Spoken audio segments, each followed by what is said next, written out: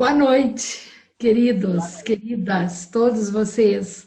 É uma alegria, mesmo que assim, enxergar, né, ver vocês, o sorriso, o olhar. É tão importante isso, né, que a gente não perca isso, gente. Agora estamos tão distantes, mas isso é fundamental, né? E que Jesus ilumine o nosso coração e o nosso entendimento para um bom proveito nessa noite de reflexão. Começamos ouvindo ali, primeiro, a Inara disse assim, não te atrases na preparação, né? Não retardes-se na preparação. E o tema de hoje é muito importante para que a gente entenda o que é realmente necessário para essa preparação. Porque é fora da caridade não há salvação. O capítulo 15 do Evangelho segundo o Espiritismo.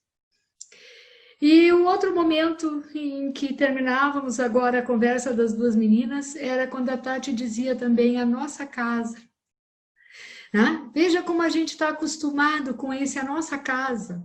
E agora estamos também distribuindo e percebendo essa casa dessa forma. Muda o jeito, mas não muda o nosso sentimento. Né? E isso é importante. E nos faz ver também que é a nossa casa. Onde está o templo da minha consciência, eu, espírito, qual é o meu tempo agora, o que eu preciso fazer, né? Como a gente tem que reflexionar sobre isso. Nada está posto na matéria, né? Num pilar de barro, tudo está posto na consciência e nas nossas possibilidades de sermos verdadeiros naquilo que é a essência. Que bom! Então, hoje, vendo o Evangelho segundo o Espiritismo, capítulo 15, fora da caridade não há salvação, vamos ver por que o Cristo asseverou com tanta propriedade que realmente a salvação, o encontro com a felicidade, o bem maior está na caridade. Todas as religiões cristãs têm entendimento de que haverá um momento em que nós vamos nos encontrar com o Criador, ou que nós vamos nos encontrar com algo maior, e que vamos ser realmente selecionados, vamos ser separados conforme o nosso proceder, o nosso coração, nossas intenções. Claro que a doutrina espírita tem amplia um pouco mais este conhecimento de quem eu sou eu, de quem sou eu, da minha trajetória e do que me espera. Mas mesmo para aqueles que têm uma ideia vaga de espiritualidade, que são quase todos os cristãos, todos os rótulos cristãos têm essa percepção. Vamos começar buscando e tirando a letra morta daqueles ensinamentos do mestre, que utilizava a realidade que ele tinha, mesmo a aspereza e a dureza das palavras que representavam a realidade para que se pudesse perceber naquele momento, mas que tem uma profundidade e um ensinamento muito importante nesse momento em que vivemos. E sempre, né? Bem, então nós vamos ver que esse capítulo começa dizendo assim: quando o Filho do Homem vier em sua majestade, né? Aí acompanhado pelos anjos, mas ele diz assim: como o pastor separa dos bodes as ovelhas e colocará as ovelhas à sua direita e os bodes à sua esquerda. Quer dizer que haverá um momento em que nós seremos selecionados e que nós teremos que ter algo que nos faça estar de um lado ou do outro. Por isso esse tema hoje, né? E continuando ainda nisso que está em Mateus, nós vamos ver Mateus de 25, capítulo 25, versículo 31 a 46. Diversas passagens, e interpretando elas, nós vamos ver como o Cristo foi maravilhoso, como ele é fantástico nessas explicações, nesse ensinamento, né, que pode realmente nos levar a um outro momento, a um patamar mais elevado, né? Então, ainda seguindo ali, quando ele diz que, né, que o Filho do Homem virá em sua majestade, que vai separar os bodes e as ovelhas, né, colocando um à direita, outro à esquerda, nos dá a ideia de que algo melhor nos espera, algo fantástico, mas há de ter uma conquista, né, um merecimento para se chegar lá. Ele continua então: dirá o rei aos que estiverem à sua direita: vinde benditos do meu Pai, tomai do reino que vos foi preparado desde o princípio do mundo. Portanto, tive fome e me deste de comer. Tive sede e me deste de beber. Careci de teto e me hospedaste. Estive nu e me vestisse, achei-me doente e me visitaste, estive preso e me foste ver. E ele é tão direto, né? Tão objetivo. Nossa, ele já está dando o caminho, o mapa da mina. Como é que a gente chega lá? E como é que se pratica a caridade? Claro que isso pode ser bem ampliado e depois nós vamos ver outras interferências, né? Dos próprios irmãos da doutrina que nos antecederam numa evolução maior, para que a gente possa ir muito mais longe. Mas veja como é objetivo e direto. O que vai fazer a diferença? O dar de comer, o dar de beber, o hospedar o necessitado, né? Ir visitar doentes, a caridade. Né? E aí eles vão dizer assim, seguindo as instruções que estão em Mateus, né? Mas, Senhor, quando fizemos isto? Porque eles não tinham ideia de que faziam. Alguns não têm ideia do que fazem porque realmente não começaram esse processo, não se entenderam felizes diante desse processo e desse movimento que é tão grandioso para todos nós. Mas também há aqueles que fazem e nem o percebem, né? Porque é tão próprio, está tão inerente à criatura que ela nem percebe que ela já faz. E outros tantos como nós que precisamos aperfeiçoar tantas coisas desta bendita caridade em nós e nos outros, ou no mundo que nos acompanha, né? Porque o resto é a multidão que nos acompanha. Bem, então, responder-lhe-amos justo, né? Quando foi que lhe demos de comer, de beber? E ele vai dizer: quando fizeste ao menor dos meus irmãos. Né? Quando olhou, o seu olhar chegou até aquele que necessita. Né? Quando saiu de você e você percebeu aquele que está ao seu lado, na profundidade do que ele carrega. Né? Então ele veio dizer que foi quando... Em verdade vos digo, todas as vezes que isso fizeste um dos mais pequeninos dos meus irmãos, foi a mim que fizeste. Em seguida, também os outros, aqueles que não fizeram a caridade, vão dizer, os que estão à esquerda, né? Mas quando, né? Quando nós deixamos de fazer isso, para ver como ele insiste na lição, ele vai dos dois jeitos, né? Porque para os da esquerda, ele vai dizer, ao contrário do que ele disse aos da direita, né? Afastai-vos de mim, ide para o fogo eterno, né? Porque quando tive fome não me deste de comer, quando tive sede não me deste de beber, precisei de um teto e não me agasalhaste, estive sem roupa e não me vestisse, estive doente no cárcere e não me visitaste. E esses também vão perguntar, né? Senhor, quando foi que te vimos com fome, que estivesse... Que não lhe demos de comer, não lhe demos de beber, não lhe demos teto, nem roupa? E ele também vai responder, em verdade vos digo, todas as vezes que faltaste com assistência a um desses mais pequenos, deixaste de tê-la para comigo mesmo. Então, ele reforçou 4 vezes. Primeiro, quando ampliou o que é o reino dos céus e como se chega lá, né? A felicidade. E depois, qual o caminho para se fazer ou não, né? Então, ou no quadro que traçou do juízo final, que a maioria espera, né? Não é um processo, não é um caminho. Muitos ainda estão neste momento, de que é um momento. É um momento porque é um momento em que vivemos a todo momento, a todo instante, tudo que estamos vivendo no aqui e agora é o nosso momento final, o nosso momento de juízo final, porque é a nossa construção, que um dia chegará lá, né? Bem, então, no quadro que ele traçou desse juízo final, deve-se, como em muitas outras coisas, separar o que é apenas figura alegórica. Ele deixou bem forte, né? Malditos, o fogo do inferno, né? Porque ele precisava acordar aquelas consciências tão adormecidas, né? Então, os homens com os quais quem falava ainda eram capazes de compreender as questões puramente espirituais. Ele tinha de apresentar imagens materiais chocantes e próprias para impressionar.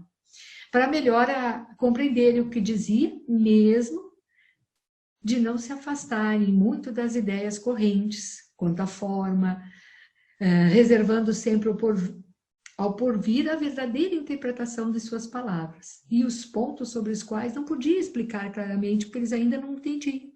E é o que estamos fazendo agora.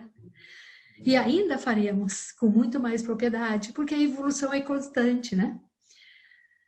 Mas ao lado da parte acessória ou figurada do quadro, há uma ideia dominante, a da felicidade reservada ao justo e da infelicidade que espera o mal.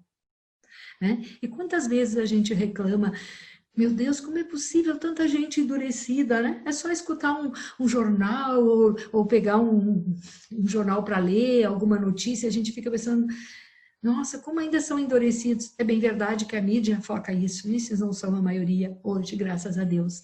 Mas a gente fica pensando, né? O que acontecerá com eles? E nós vamos estar sempre aos abraços, ao envolto, a essa lama de iniquidade que está em nós e que está nos outros? Como vamos sair disso?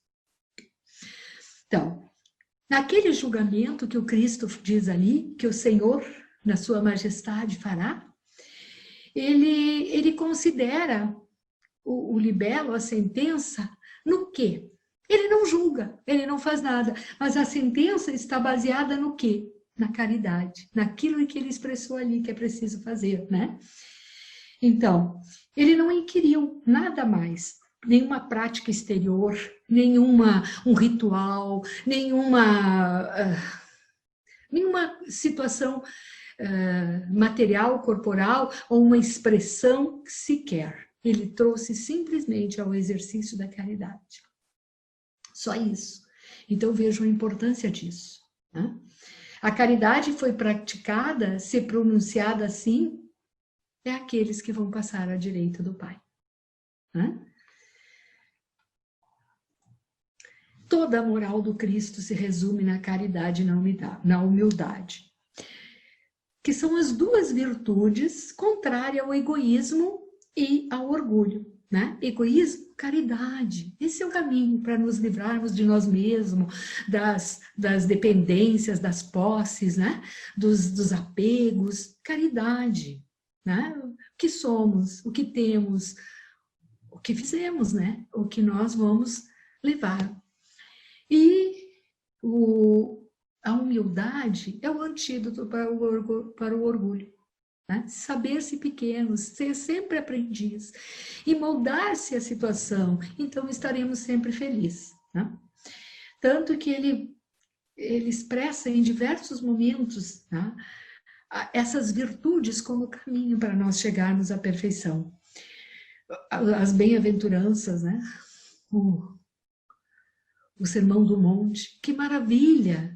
Tudo o que nós precisamos de virtudes está ali, e virtudes, conquista delas, é a caridade conosco mesmo. E é começando por nós que a coisa pode sair e se fazer melhor. Porque se ela não começar em nós, ela é um teatro. Ela não fez diferença. Ela pode fazer feliz agora cada um de nós se a gente começar trabalhando ela em nós, né? Então, nesse Sermão do Monte, Jesus diz: bem-aventurados os pobres de espírito e os humildes, porque deles é o reino dos céus. Aquilo que ele está prometendo ali, no dia do juízo. Né? Então, bem-aventurados os humildes, bem-aventurados os puros de coração, os que se livraram da maldade, da maledicência, do julgamento, de todos esses olhares que nos tornam pequenos e diminuem aqueles que estão próximos, mesmo que eles estejam nessa situação. Não nos cabe isso, nos cabe ser melhor para que eles possam também enxergar uma forma melhor de viver e de ser, né? Então, bem-aventurados os brandos e pacíficos, bem-aventurados os misericordiosos, né? Amai o vosso próximo como a vós mesmo, fazei os outros o que quereis que vocês façam, amai os vossos inimigos, perdoai as ofensas, se quiserdes ser perdoados. Claro que tem coisas que nós precisamos um longo caminho e um exercício muito grande de amorosidade, de busca para encontrarmos a nós mesmos e assim, coletivamente, nos dando a mão e construindo esse caminho. Porque amar os inimigos é coisa que a gente consegue do dia para a noite. Mesmo a doutrina nos explicando quem são os inimigos. Os inimigos foram aqueles que estiveram às voltas conosco no passado, em outros momentos, em outras experiências terrenas, porque a vida não é o corpo. A gente sai do corpo, mas não sai da vida. Então, a vida é uma continuidade. Mas quando eu sei que isso foi, talvez, plantado por mim, quem foi o primeiro a puxar o gatilho? É muito mais fácil entender tudo isso e saber como eu vou proceder para fazer esse caminho. Então, perdoar, praticar o bem sem ostentação, que é a coisa que mais, infelizmente, a gente acaba cometendo, né?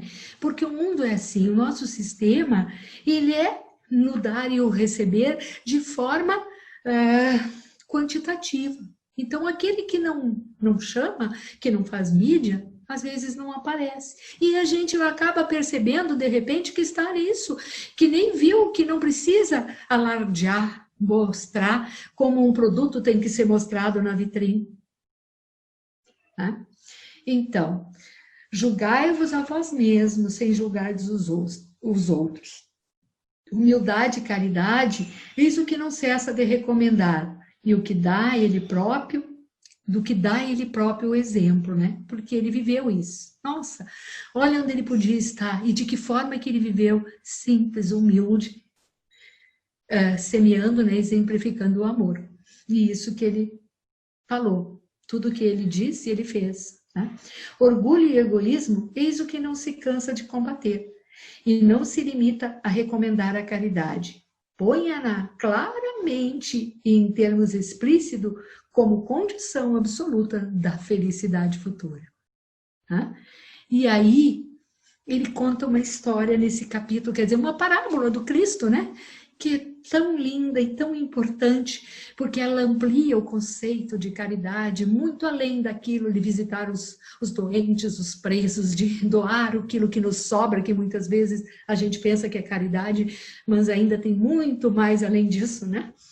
Mas ele conta uma história que ela acaba, sim, com assistência, mas uma assistência com um grande envolvimento, que continuou com aquele que estava caído, que protegeu, que foi amparado em todos os sentidos, mas também que amplia outro tipo de interpretação, para nós entendermos a nossa realidade, onde estamos e como começamos isso dentro de nós.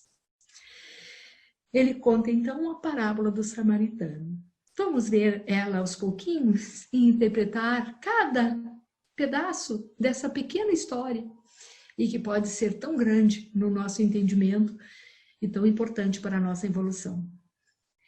Ele diz que um doutor da lei, né, chegou até ele, né, para tentar o mestre. Lógico, sempre eles vinham fazendo com que ele caísse em contradição, mas ele era o rei, né? Ele era a majestade, ele sabia tudo, ele não caía nessas tentações. Mas esse doutor da lei lhe perguntou: mestre, o que preciso fazer para possuir a vida eterna? Jesus lhe disse: o que é que está escrito na lei? O que lês nela? Olha a profundidade. O que está escrito é a letra morta. Qualquer papagaio pode repetir. Mas o que lês é a interpretação.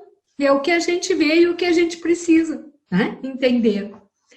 Aí ele diz: amarás o Senhor teu Deus, né? O Senhor da lei respondeu, né? Amarás o Senhor teu Deus de todo o coração, de toda a tua alma, com todas as tuas forças, de todo o teu espírito e ao teu próximo como a ti mesmo. Ao pé da letra, né? Toda o que diz na lei. Aí Jesus lhe disse: muito bem, faze isso e viverá. Mas o doutor da lei, querendo mostrar que ele sabia tudo aquilo, mas que ele queria mais, naquela intenção realmente de provocar, perguntou a Jesus: quem é o meu próximo? E Jesus, tomando a palavra, lhe disse. Aí é uma história bonita e muito fácil, muito fácil de compreender, mas difícil de se fazer, né, gente? Porque, olha, o próximo é quem está próximo, não é quem está longe. Como eu digo sempre, amar a humanidade, que é todo mundo e não é ninguém, é fácil. Quero ver amar aquele que pisa no calo da gente todo dia, e é esse que está próximo, né? Então, olha só, quem é o meu próximo? Que é o que se deve amar. Daí ele conta então a história. Um homem descia de Jerusalém para Jericó. Um homem que descia de Jerusalém para Jericó caiu em poder de ladrões que o despojaram, cobriram de ferimentos e se foram deixando-o semi-morto. Aconteceu em seguida que um sacerdote descendo pelo caminho viu e passou adiante. Um levita que também veio àquele lugar, tendo observado, passou igualmente adiante. Vamos observar essa cena. Veja bem, Jerusalém está para os hebreus, para os judeus, o suprassumo da religiosidade, né? É o templo, é aquilo que representa o máximo da religiosidade. E está num local a 1.212 metros do nível do mar. Jericó é uma cidade mundana, portuária, está a 208 metros abaixo do nível do mar. Então vejam a distância e o que representa uma e o que representa a outra. A religiosidade, o contato, né? a ligação com o Criador e a ligação com o mundo terreno. Este homem descia daquilo que representa a espiritualidade para o mundo da matéria. E ele foi atacado pelos ladrões. Também descia o sacerdote e o levita. O sacerdote é aquele que tem a obrigação de conduzir, orientar aqueles que estavam no templo, de trazer a palavra das escrituras, né? E trazer o entendimento daquela palavra. E o levita cuidava da administração do templo. Era o que abria, o que cuidava de todas a administração do templo, da limpeza até a organização geral. Vejam, os dois estavam envolvidos com a espiritualidade, com a conexão com o Criador. Mas o que aconteceu? Eles desciam. Eles vinham para o mundo da matéria, eles estavam distraídos do que era de Deus, então eles não viram o caído. E o caído estava totalmente despido, ele não tinha uma sandália para identificar, ele não tinha o chale, né, a vestimenta que identificava de qual tribo ele era, alguma coisa, não tinha nada. Pode ser que se ele fosse de Jerusalém, da Judéia, quem sabe aqueles tinham percebido, é um irmão. Mas eles não sabiam quem era. Mas o samaritano não se importou com isso. Segue então. Mas um samaritano que viajava, aí não digo, entende-se que ele ia no sentido contrário, tá? O samaritano subia para o mundo da conexão com o Criador. Aí o samaritano que viajava, chegando no lugar onde jazia aquele homem, e tendo visto, veja, tendo visto, ele percebeu, os outros nem viram. É preciso ver. Para ver, eu tenho que querer. Por isso que às vezes a gente não sabe como fazer a caridade, porque às vezes a gente não quer. Essa é a verdade. Por isso que ela tem que começar tirando de mim, de cada um de nós, o orgulho, né? O egoísmo, para libertar-se daquilo que nos prende e chegar até o outro. Bem, o samaritano então viu e foi tocado de compaixão. Veja, ele não teve, ele foi tocado de compaixão. Como ele viu, como ele sentiu, esse tocado de compaixão, segundo o Haroldo Dutra, que fez uma nova interpretação, né, e muito boa, pesquisando lá em Jerusalém mesmo, o Novo Testamento, ele vai dizer que ele sentiu ali uma intuição, uma iluminação, ele já não estava só, porque ele viu. E aí, quando a gente vê, a gente não está só. Que lindo, né? Então, Ele se aproximou-se daquele que estava caído, deitou-lhe óleo e vinho nas feridas, as pensou, foi tocado de compaixão. Aproximou-se, né? Fez tudo isso. Depois pôs ele no seu cavalo e levou a uma hospedaria. Cuidou dele. No dia seguinte, né? Ele ainda continuou a cuidar daquele cidadão, mas eu queria ver mais um pouquinho. Vejam bem. Samaritano era tido por herméticos, pelos judeus, pelos hebreus, né? Porque ele vinha da Samaria. A Samaria, desde a divisão das 12 tribos, ela ficou com 12 das 12 tribos. Em Jerusalém, só 2. E eles não iam uma vez por ano no templo em Jerusalém, eles fizeram um templo na Samaria, eles desenvolviam a sua espiritualidade lá, e isso não era bem visto pelos outros. Então, o samaritano era algo assim como discriminado, e foi o que Jesus trouxe como quem viu cair, né?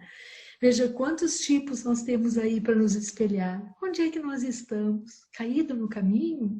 Sem identidade? Não querendo que ninguém nos perceba? Ou nós estamos subindo, buscando, enxergando o outro? Ou quem sabe descuidado, indo para o mundo da matéria? Entediado com o mundo do Criador, envolvida com o mundo das paixões mundanas? Bem, ele deixou então lá naquela paragem, cuidou, levou, entregou ao hospedeiro e disse. No dia seguinte, tirou 2 denários e deu ao hospedeiro, dizendo: trata muito bem deste homem, e tudo que desprenderes a mais, eu te pagarei quando regressar.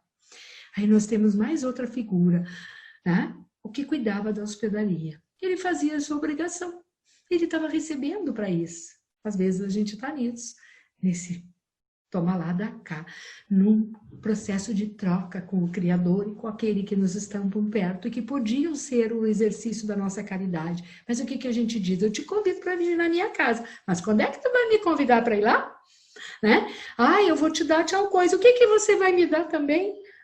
No fundo, a gente também continua se tratando de caridade nessa mesma situação. Mas daí, veja o quanto ele se importou, né? Esse samaritano. Ele disse: eu volto, eu quero saber como ele está, eu vou pagar mais.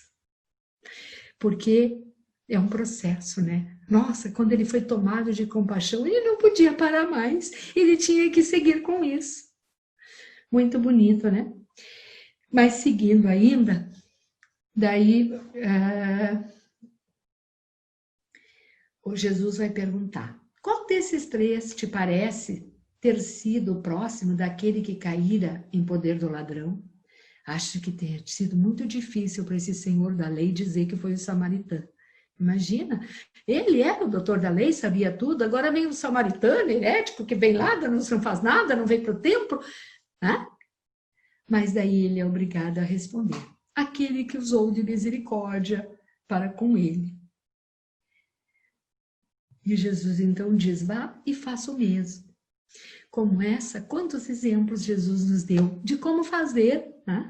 A gente é que tem que ver. Então, ele coloca o samaritano considerado herético, mas que pratica o amor ao próximo, né? Acima do ortodoxo, que falava com a caridade, mas faltava com ela, falava dela só no templo, né? Não considera, portanto, a caridade apenas como uma das condições para a salvação, mas como a condição única. Se outras houvessem a serem preenchidas, ele as teria declinado. Desde que coloca a caridade em primeiro lugar, é que ela implicitamente abrange todas as outras: a humildade, a brandura, a benevolência, a indulgência, a justiça.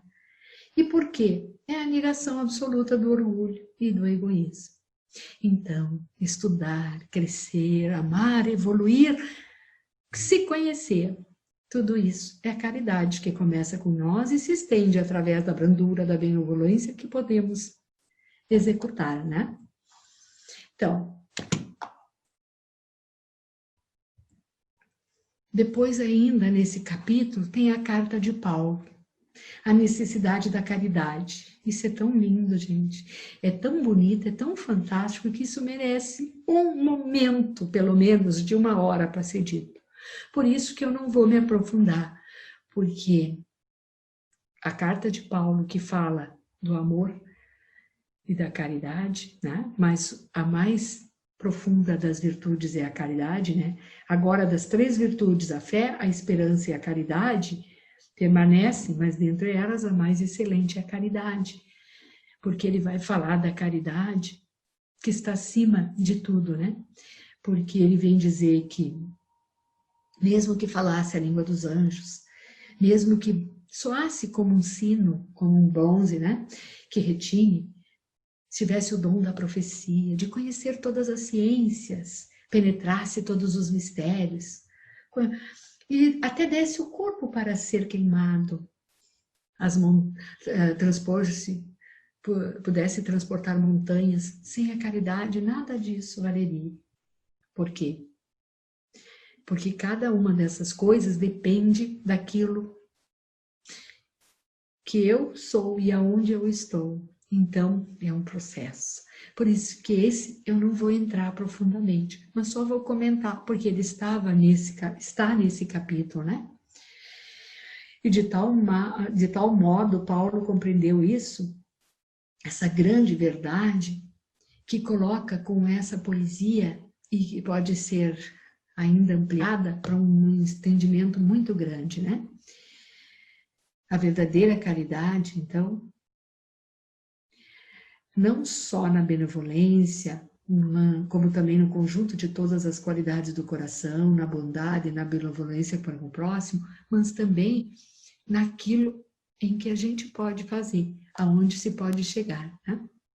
Não é a caridade que se faz porque a fé recomenda, porque alguém está nos cobrando, né? A caridade que alcança todos, inclusive o ignorante, o sábio, o rico, todos podem fazer essa caridade que independe de uma crença, mas que é levada por algo, e não aquela que é por mim, que é pelo próprio conhecimento, né? Então, ainda que eu queria colocar rapidamente, por isso que eu não me aprofundei aí, o capítulo fala ainda da caridade como a máxima. E então ele traz 2 momentos. Primeiro, fora da caridade não há salvação, comparada com fora da religião não há salvação, ou fora da verdade não há salvação. E porque muitos acham que a salvação está no rótulo religioso, naquela conversão, naquilo que faz, que também é bom, mas não é totalmente se eu não sou, ou se eu não vivo aquilo. Porque um rótulo religioso pode separar, pode fazer briga entre os familiares, entre os países, as nações, como já fez por muito tempo. Se brigou muito em nome do Cristo. Olha quantas guerras de 100 anos, de tantos anos. Olha as cruzadas que têm repercussão até hoje com o movimento dos muçulmanos, que não estão propriamente dentro daquilo que o Alcorão prega, né?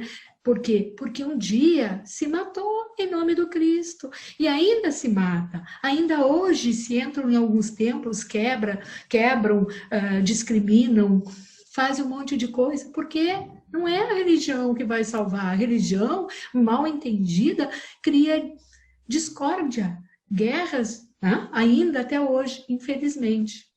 Por quê? Porque se essa religião entendesse essa caridade como a gente compreendeu agora, nenhuma faria qualquer coisa contra o outro. E fora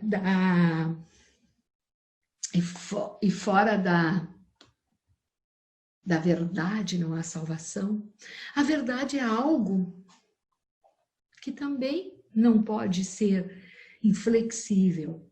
Nós estamos sempre evoluindo. Uma vez era verdade que a Terra era plana e que o Sol girava em torno da Terra e não nós em torno dele. Eram tantas verdades que a gente tem aí que todo dia caem, despencam da sua indolência, da sua prepotência, porque não se sustentam. Então, A verdade, ela precisa ser entendida como algo dentro desta evolução e dessa construção, porque senão ela nos faz muito inflexível e também dogmáticos, ritualistas, e que não nos leva a crescer, nos leva até a nos embotar, a não perceber o outro e a verdade que aquilo também pode nos acrescer, né? A verdade é como conta uma historinha bem simples, é aquele espelho que um anjo conduzia e derrubou, né? E depois ele teve que buscar para juntar aquela verdade, um pedacinho em cada canto, porque todos têm um pedaço da verdade. A verdade depende da posição em que cada um está, do seu momento evolutivo, do que ele pode dar, né? Também houve um experimento uma vez de um sábio no Tibete, no Oriente, não sei bem aonde, em que ele trouxe um elefante e vendou 4 homens, bem vendados os olhos, e pediu para eles analisarem o que eles iam ver. Esses homens chegaram e foram apalpar o elefante. Um apalpou as pernas do elefante, disse, isso aqui é uma tora, né? É algo, uma pilastra. O outro pegou a tromba, diz é uma mangueira. Aí o outro pegou a orelha, é um abano. O outro pegou o rabo, é uma serpente. E assim foi.